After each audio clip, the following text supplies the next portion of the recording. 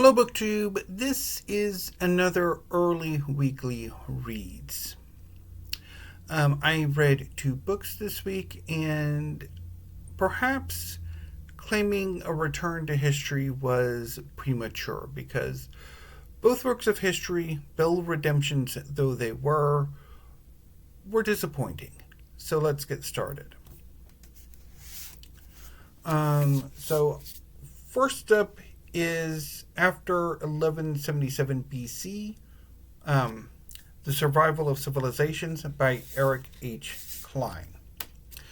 This is a study of the centuries after the late Bronze Age collapse, which happened somewhere around 1177 BC or BCE, whichever you prefer. So, in the late Bronze Age, around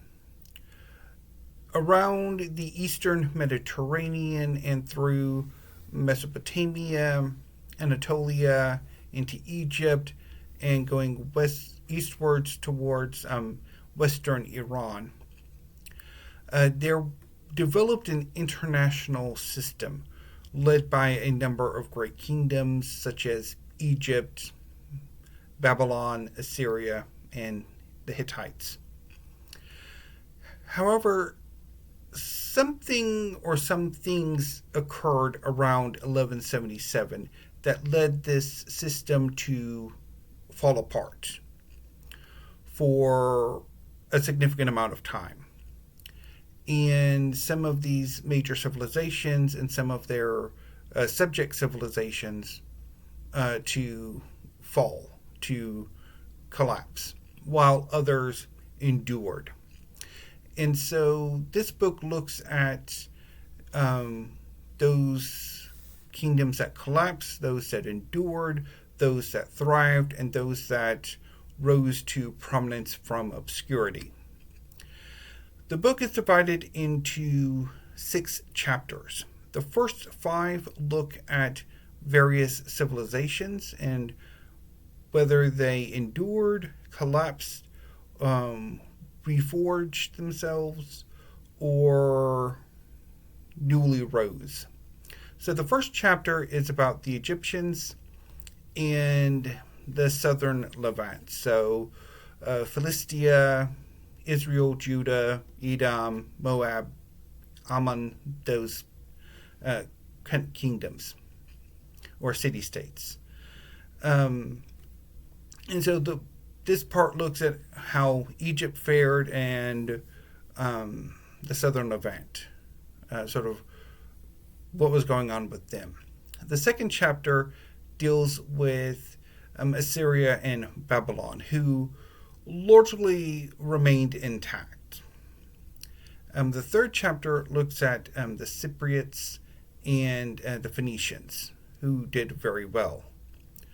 The fourth chapter looks at the Neo-Hittites of Syria, so Carchemish, and how while the main Hittites collapsed, the sort of a descendant dynasty did somewhat well in Carchemish.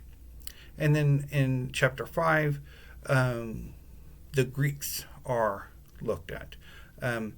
In the late Bronze Age, a Greek civilization that we call the Mycenaeans seemed to have thrived for a few centuries before falling apart in the decades after this collapse.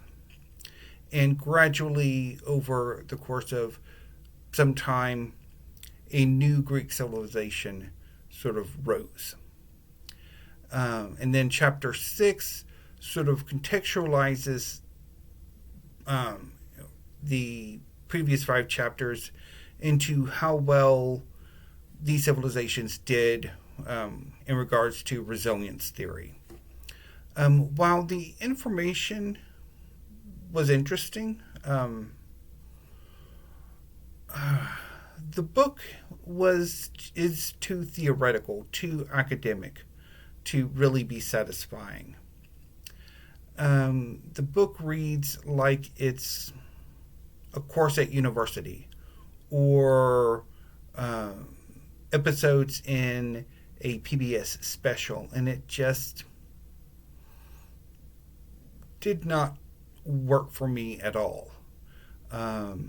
What I would like would be a big narrative history of this period, because this book really muddies the waters as to, was there a collapse or not, and how major was it? Because while on the macro it looks like there was one, but if you look at some of these civilizations, I mean, really only the Hittites were gone, and the Mycenaeans from the major powers. If the Mycenaeans were ever a major power, and that's just not something that later historians made up. But anyway, so after 1177 was definitely a major disappointment. Another disappointment was Q, A Voyage Around the Queen by Craig Brown. This is an idiosyncratic, irreverent, yet affectionate, and an attempt was made at being endearing biography of Queen Elizabeth II. So there are some good bits in this book. Craig Brown does make some plays at humor, which sometimes are effective and sometimes not. But the problem is his idiosyncrasy makes Q a really difficult book to enjoy, because he spends sometimes way too much time on what interests him, and it's not that interesting. And so there are some groupings of chapters that just could have been condensed to one, like the chapters on on the Queen's interactions with the performing arts, also the Royal Yacht Britannia. There's a chapter on Warhol that, would be relevant for a Warhol biography, but not so much for a Queen Elizabeth II biography. It just,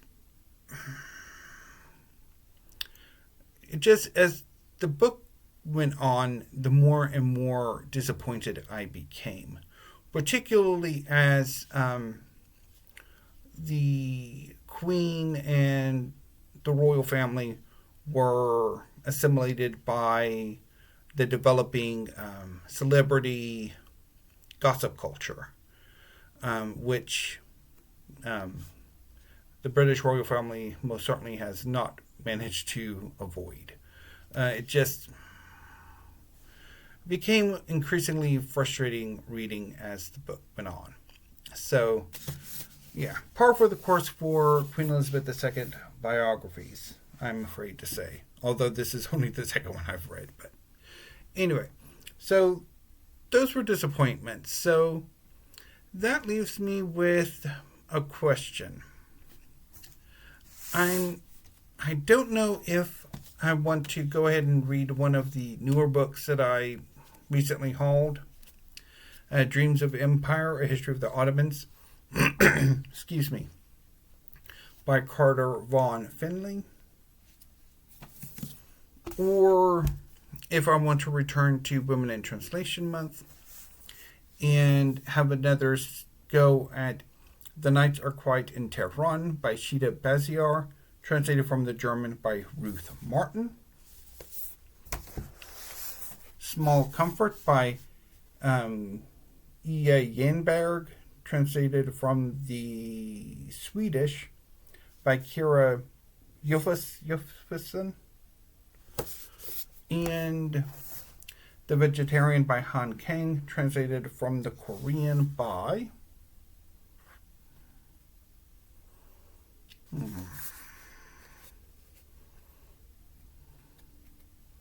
I do not want to have a repeat of Deborah Smith. So I'm not entirely sure which direction I'm going to go in for the final 5 days of August. And I'm not... And up to last night, I was seriously thinking about rearranging my library again.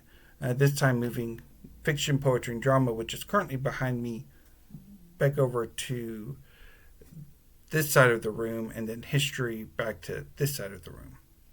I haven't quite decided. I'll figure that out and see if I want to do it again this week. Anyway, BookTube, that's all I have for today. I might pop up tomorrow with a random video. We'll see. Because I haven't been doing particularly well video making wise. So, anyway, BookTube, until I see you next time, thank you and have a great rest of your Thursday.